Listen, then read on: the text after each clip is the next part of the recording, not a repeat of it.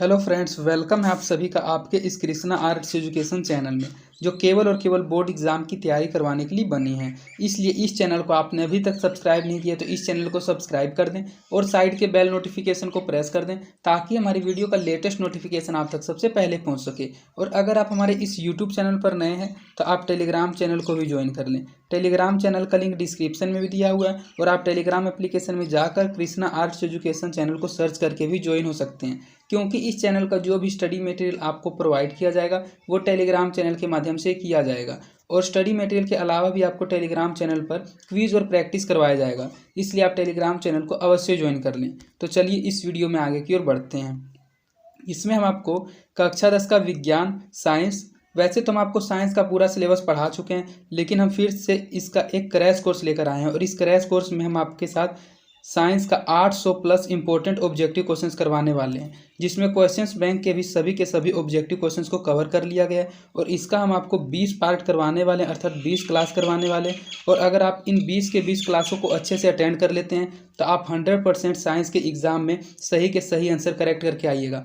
आपका कोई भी ऐसा क्वेश्चन नहीं होगा जो आपका अच्छे से पढ़ा हुआ नहीं होगा एग्ज़ाम का क्वेश्चन।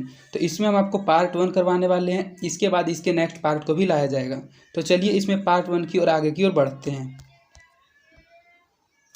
इसमें हमारा पहला क्वेश्चन है कि किस दर्पण की फोकस दूरी ऋणात्मक होता है, अर्थात किस दर्पण की फोकस दूरी ऋणात्मक होती है, किसकी धनात्मक होती है, हमने आपको अच्छे से बताया था। तो अगर आप शुरू से हमारे चैनल से जुड़े हुए हैं तो आप 100% इन क्वेश्चंस का अच्छे से आंसर दे दीजिएगा। और जिनको इन क्वेश्चंस का आंसर पता है वे आंसर देते हुए चलेंगे, और जिनको इन क्वेश्चंस का आंसर नहीं पता है वे इन क्वेश्चंस को अच्छे से याद करते हुए चलेंगे। तो इसमें पूछा जा रहा है कि किस दर्पण की फोकस दूरी ऋणात्मक होता है। ए समतल दर्पण का, बी अवतल दर्पण का, सी उत्तल दर्पण का, या फिर डी इनमें से किसी का भी नहीं। तो जो अवतल दर्पण होता है उस अवतल दर्पण की फोकस दूरी ऋणात्मक होती है, और जो उत्तल दर्पण होती है उस उत्तल दर्पण की फोकस दूरी धनात्मक होती है। तो इस एक ही क्वेश्चन में आपको दो क्वेश्चन को समझना है। तो इसमें पूछा जा रहा है फोकस दूरी ऋणात्मक, तो इसका सही आंसर ऑप्शन नंबर बी हो जाएगा, अवतल दर्पण। अवतल दर्पण की फोकस दूरी ऋणात्मक होती है और उत्तल दर्पण की फोकस दूरी धनात्मक होती है। दर्पण की फोकस दूरी f और वक्रता त्रिज्या r में क्या संबंध है, अर्थात जो दर्पण की फोकस दूरी f रहती है और वक्रता त्रिज्या r रहती है उसमें क्या संबंध है। तो आपने पढ़ा है कि इसमें संबंध होता है 2f = r। तो ये जो f होता है f = r/2 हो जाएगा, क्योंकि 2 इंटू मल्टीप्लाई में तो इधर डिवाइड में चला जाएगा। तो f = r/2, तो इसका सही आंसर ऑप्शन नंबर बी हो जाएगा, f = r/2। दर्पण की फोकस दूरी और वक्रता त्रिज्या के बीच में संबंध है। ये एक फॉर्मूला होता है, अगर आपको फोकस दूरी निकालना हो तो वक्रता त्रिज्या को सिर्फ आप 2 से डिवाइड कर दीजिएगा तो आपका फोकस दूरी निकल जाएगा। और इसका न्यूमेरिकल क्वेश्चन भी एग्जाम में बहुत ज़्यादा पूछा जाता है, इसलिए आपको इस फॉर्मूला से अच्छे होकर ध्यान रखना है कि फोकस दूरी निकालने का फॉर्मूला होता है r/2, अर्थात वक्रता त्रिज्या/2। सामान्य दृष्टि के लिए स्पष्ट दृष्टि की न्यूनतम दूरी कितनी है, अर्थात जो मानव नेत्र के लिए सामान्य दृष्टि की स्पष्ट दृष्टि की न्यूनतम दूरी होती है वह कितनी होती है। ए 25 मीटर, बी 25 सेंटीमीटर, सी 25 मिलीमीटर, या फिर डी इनमें से कोई भी नहीं। तो इस क्वेश्चन का आंसर तो आप 100% जानते होंगे, क्योंकि एक प्रकार का ये जनरल नॉलेज का भी क्वेश्चन है। तो सामान्य दृष्टि के लिए स्पष्ट दृष्टि की न्यूनतम दूरी 25 सेंटीमीटर होता है। तो इसका सही आंसर ऑप्शन नंबर बी हो जाएगा, 25 सेंटीमीटर। सामान्य दृष्टि के लिए स्पष्ट दृष्टि की न्यूनतम दूरी है 25 सेंटीमीटर। श्वेत प्रकाश का कौन सा रंग, अर्थात रंग को वर्ण भी कहा जाता है, तो श्वेत प्रकाश का कौन सा वर्ण किसी प्रिज्म से गुजरने के पश्चात सबसे कम झुकता है, अर्थात इन चारों रंगों में से ऐसा कौन सा रंग है जो कि किसी प्रिज्म से गुजरने के पश्चात सबसे कम झुकता है। ए बैंगनी रंग, बी नीला रंग, सी लाल रंग, या फिर डी पीला रंग। तो आप जानते होंगे कि लाल एक ऐसा रंग होता है जो प्रिज्म से गुजरने के बाद सबसे कम झुकता है और बैंगनी सबसे अधिक झुकता है। तो इसका सही आंसर ऑप्शन नंबर सी हो जाएगा, लाल रंग। श्वेत प्रकाश का कौन सा रंग किसी प्रिज्म से गुजरने के बाद सबसे कम झुकता है, तो वह रंग है लाल रंग। लाल रंग किसी भी प्रिज्म से गुजरने के बाद सबसे कम झुकता है। मानव आँख की रेटिना द्वारा बनाई गई छवि होती है, अर्थात जो मानव की आँख की रेटिना बनाती है उस रेटिना के द्वारा बनाई गई छवि कैसी होती है। ए आभासी और सीधा, बी वास्तविक और उल्टा, सी आभासी और उल्टा, या फिर डी वास्तविक और सीधा। तो जो हमारा मानव नेत्र बनाता है उस मानव नेत्र की रेटिना पर बनाई गई छवि वास्तविक और उल्टा होता है। तो इसका सही आंसर ऑप्शन नंबर बी हो जाएगा, वास्तविक और उल्टा। मानव आँख की रेटिना द्वारा बनाई गई छवि होती है वास्तविक और उल्टा। आकाश का रंग नीला प्रतीत होता है, यह जो आसमान है, इस आसमान का रंग नीला क्यों प्रतीत होता है, इसका क्या कारण है। ए प्रकाश के परावर्तन के कारण आकाश का रंग नीला प्रतीत होता है, बी प्रकाश के परिकिरणन के कारण, सी प्रकाश के अपवर्तन के कारण, या फिर डी इनमें से कोई भी नहीं। तो प्रकाश का रंग नीला प्रतीत होता है प्रकाश के परिकिरणन के कारण। तो इसका सही आंसर ऑप्शन नंबर बी हो जाएगा, प्रकाश के परिकिरणन के कारण आकाश का रंग नीला प्रतीत होता है। इन सभी क्वेश्चंस को हम आपको टेलीग्राम चैनल पर क्विज के माध्यम में भी डालते हैं, इसलिए अगर आप टेलीग्राम चैनल में जुड़े हुए नहीं हैं तो आप टेलीग्राम चैनल में अवश्य जुड़ जाइए, क्योंकि अगर आप सिर्फ टेलीग्राम चैनल में जुड़े हुए रहिएगा तो आप इन क्वेश्चंस को सिर्फ प्रैक्टिस के माध्यम से याद कर लीजिएगा। किस दर्पण से वस्तु का प्रतिबिंब बड़ा बनता है, अर्थात इन तीनों दर्पण में से ऐसा कौन सा दर्पण है जिस दर्पण में वस्तु का प्रतिबिंब बड़ा बनता है। ए समतल दर्पण में वस्तु का प्रतिबिंब बड़ा बनता है, बी अवतल दर्पण में, सी उत्तल दर्पण में, या फिर डी इनमें से किसी भी में नहीं। तो अवतल दर्पण में ही वस्तु का प्रतिबिंब बड़ा बनता है। तो इसका सही आंसर ऑप्शन नंबर बी हो जाएगा, अवतल दर्पण। उत्तल दर्पण में वस्तु का प्रतिबिंब छोटा बनता है और समतल दर्पण में वस्तु का प्रतिबिंब बराबर का बनता है। तो इस क्वेश्चन के अनुसार इसका सही आंसर ऑप्शन नंबर बी हो जाएगा, अवतल दर्पण। निम्नलिखित में कौन सा लेंस निकट दृष्टि दोष को ठीक करने के लिए उपयोग किया जाता है। इन तीनों लेंस में से ऐसा कौन सा लेंस है जिस लेंस का उपयोग निकट दृष्टि दोष को दूर करने के लिए किया जाता है, अर्थात निकट दृष्टि दोष को ठीक करने के लिए किया जाता है। ए उत्तल लेंस का, बी समो उत्तल लेंस का, सी अवतल लेंस का, या फिर डी इनमें से कोई भी नहीं। तो निकट दृष्टि दोष हम आपको बता दें तो निकट दृष्टि दोष उसे कहा जाता है जिसमें निकट की वस्तु स्पष्ट दिखाई देती है और दूर की वस्तुएं नहीं दिखाई देती है। तो निकट की वस्तु स्पष्ट दिखाई देती है और दूर की वस्तु स्पष्ट नहीं दिखाई देती है, तो इस दृष्टि दोष को दूर करने के लिए अवतल लेंस का उपयोग किया जाता है। तो इसका सही आंसर ऑप्शन नंबर सी हो जाएगा, अवतल लेंस। निम्नलिखित में कौन सा लेंस निकट दृष्टि दोष को ठीक करने के लिए उपयोग किया जाता है। तो निकट दृष्टि दोष को दूर करने के लिए अवतल लेंस को उपयोग में लाया जाता है। निम्नांकित में कौन उपकरण विद्युत धारा की उपस्थिति दर्शाता है, अर्थात इन चारों में से ऐसा कौन सा उपकरण है, कौन सा यंत्र है जो कि विद्युत धारा की उपस्थिति को दर्शाता है। A galvanometer, B motor, C generator, या फिर डी वोल्टमीटर।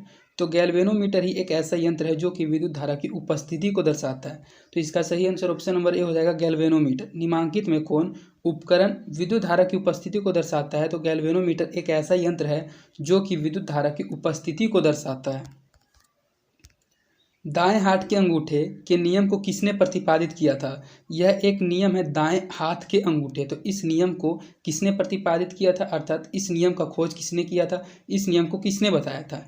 ए ओटर्ड ने, बी फ्लेमिंग ने, सी आइंस्टीन ने, या फिर डी मैक्सवेल ने। तो दाएं हाथ के अंगूठे के नियम का प्रतिपादन मैक्सवेल ने किया था, जिसको मैक्सवेल का दाएं हाथ का अंगूठा नियम भी कहा जाता है। तो इसका सही आंसर ऑप्शन नंबर डी हो जाएगा, मैक्सवेल। मैक्सवेल एक वैज्ञानिक थे और उन्होंने ही दाएं हाथ के अंगूठे के नियम का प्रतिपादन किया था। तो इसका सही आंसर ऑप्शन नंबर डी हो जाएगा, मैक्सवेल। विभवांतर का एसआई मात्रक होता है, जो विभवांतर होता है उस विभवांतर का एसआई मात्रक क्या होता है। ए वोल्ट, बी ओम, सी एम्पियर, या फिर डी कूलम। तो विभवांतर का एसआई मात्रक वोल्ट होता है। तो इसका सही आंसर ऑप्शन नंबर ए हो जाएगा, वोल्ट। विभवांतर का एसआई मात्रक वोल्ट होता है। निम्नलिखित में किस संयोजन द्वारा प्रतिरोध का मान बढ़ता है, अर्थात ये 4 प्रकार का संयोजन है, 3 प्रकार का। तो इसमें पूछा जा रहा है कि इन तीनों प्रकार के संयोजन में से किस संयोजन द्वारा प्रतिरोध का मान बढ़ाया जा सकता है, अर्थात वह संयोजन कर देने से प्रतिरोध का मान बढ़ता है। ए श्रेणी क्रम संयोजन द्वारा, बी समानांतर क्रम संयोजन द्वारा, सी श्रेणीकरण एवं समानांतर श्रेणियों द्वारा, या फिर डी इनमें से कोई भी नहीं। तो श्रेणी क्रम ही एक ऐसा संयोजन होता है जिस संयोजन के द्वारा प्रतिरोध का मान बढ़ता है। तो इसका सही आंसर ऑप्शन नंबर ए हो जाएगा, श्रेणी क्रम। श्रेणी क्रम संयोजन द्वारा प्रतिरोध का मान बढ़ाया जा सकता है। चुंबकीय बल रेखा की प्रकृति होती है, जो चुंबकीय बल होती है उस चुंबकीय बल के रेखा की प्रकृति कैसी होती है। ए काल्पनिक, बी वास्तविक, सी वास्तविक एवं काल्पनिक दोनों, या फिर डी इनमें से कोई भी नहीं। तो चुंबकीय बल रेखा की जो प्रकृति होती है वह काल्पनिक होती है। तो इसका सही आंसर ऑप्शन नंबर ए हो जाएगा, काल्पनिक। चुंबकीय बल रेखा की प्रकृति कैसी होती है। तो चुंबकीय बल रेखा की प्रकृति काल्पनिक होती है।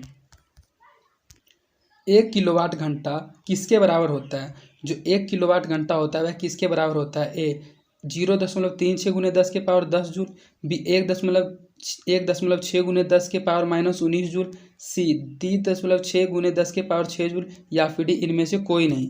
तो 1 किलोवाट घंटा बराबर होता है 3.10 के पावर 6 जूल के। तो इसका सही आंसर ऑप्शन नंबर सी हो जाएगा, 3.6 गुने 10 के पावर 6 जूल। नवीकरणीय ऊर्जा का स्रोत क्या है। जो नवीकरणीय ऊर्जा होता है उस ऊर्जा के इनमें से कौन सा स्रोत है? ए नाभिकीय ऊर्जा नवीकरणीय ऊर्जा का स्रोत है, बी सौर ऊर्जा, सी कोयले से प्राप्त ऊर्जा, या फिर डी प्राकृतिक गैस से प्राप्त ऊर्जा।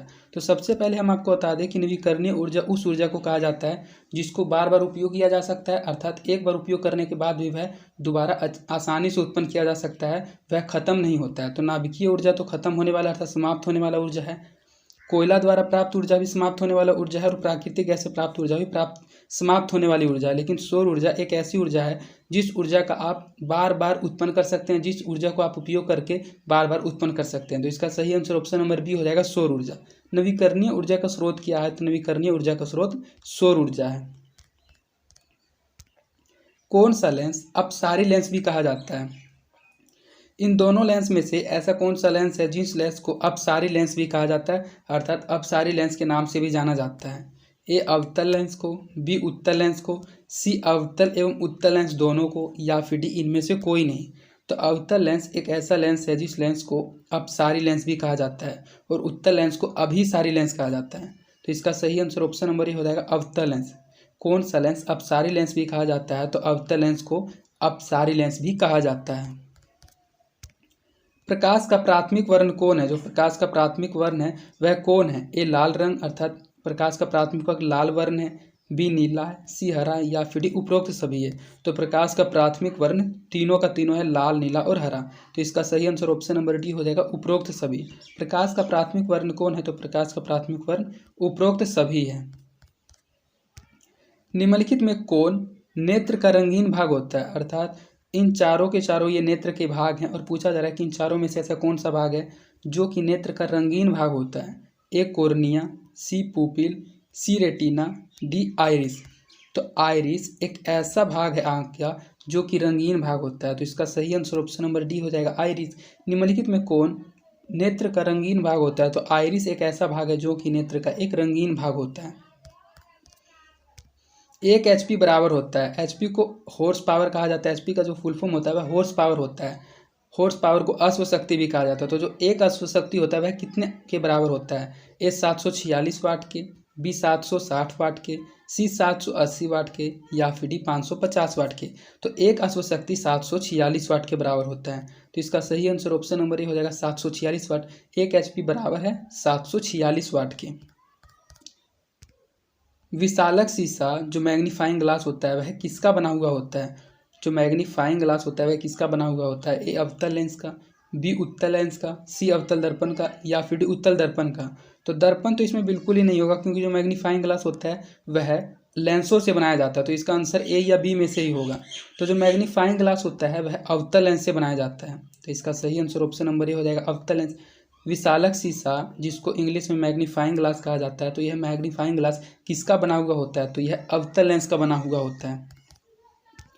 जब किसी चालक तार से विद्युत धारा प्रवाहित होती है तो गतिशील कण क्या होते हैं? जब किसी चालक तार से विद्युत धारा प्रवाहित होती है तो गतिशील कण क्या होते हैं? ए परमाणु होते हैं, बी आयन, सी प्रोटॉन, या फिर डी इलेक्ट्रॉन। तो जब किसी गतिशील चालक तार से विद्युत धारा प्रवाहित होती है तो उसमें गतिशील कण इलेक्ट्रॉन होते हैं। तो इसका सही आंसर ऑप्शन नंबर डी हो जाएगा, इलेक्ट्रॉन। जब भी किसी चालक तार से विद्युत धारा प्रवाहित होती है तो उसमें जो गतिशील कण होता है वह गतिशील कण इलेक्ट्रॉन होता है।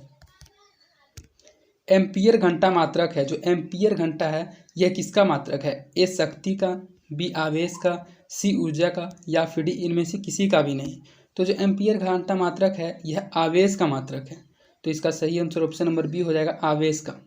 एम्पियर घंटा किसका मात्रक है? तो एम्पियर घंटा आवेश का मात्रक है। निम्नलिखित में कौन सा मात्रक वाट के बराबर होता है? अर्थात इन तीनों में से ऐसा कौन सा मात्रक है जो कि वाट के बराबर होता है? ए जूल प्रति सेकेंड, बी जूल गुना सेकेंड, बी सेकेंड बटा जूल, या फिर डी इनमें से कोई भी नहीं।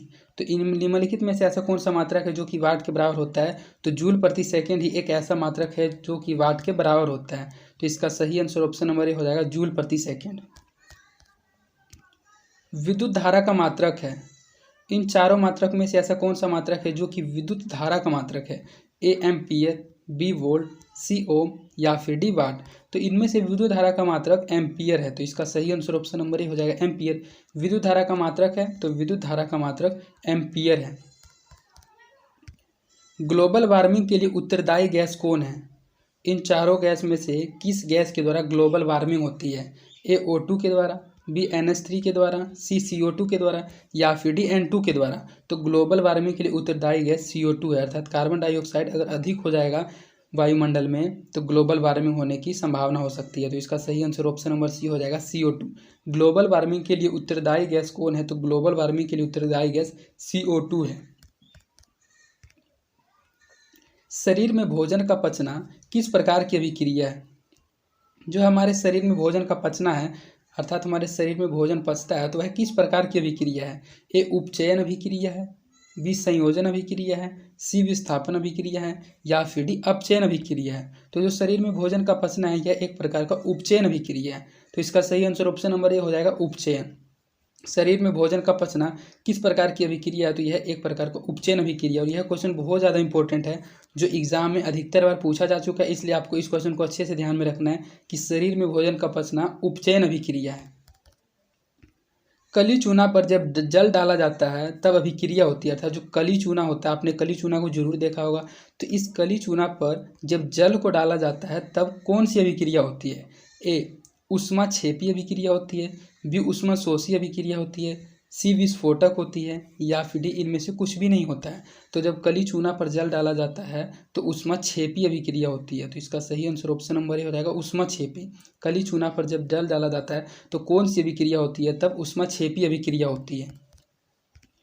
निम्नलिखित में कौन सबसे अधिक अभिक्रियाशील है? इनमें से ऐसा कौन सा पदार्थ है जो कि सबसे अधिक अभिक्रियाशील है? ACU, BHG, CAG या फिर डी AU, अर्थात एल्यूमिनियम, चांदी, कॉपर या फिर Hg। तो इनमें से कौन सा सबसे अधिक अभिक्रियाशील है? तो कॉपर ही एक ऐसा पदार्थ है जो कि सबसे अधिक अभिक्रियाशील होती है। तो इसका सही आंसर ऑप्शन नंबर ये हो जाएगा CU, अर्थात कॉपर। निम्नलिखित में कौन सबसे अधिक अभिक्रियाशील है? तो इनमें से सबसे अधिक अभिक्रियाशील CU है। चूना जल का रासायनिक सूत्र है, जो चूना जल होता है उस चूना जल का रासायनिक सूत्र क्या होता है? ए CaO, बी CaCl2, सी CaOCl2 या फिर डी CaOH का होल 2। तो जो चूना जल होता है उस चूना जल का रासायनिक सूत्र CaOH का होल 2 होता है। तो इसका सही आंसर ऑप्शन नंबर डी हो जाएगा CaOH का होल 2।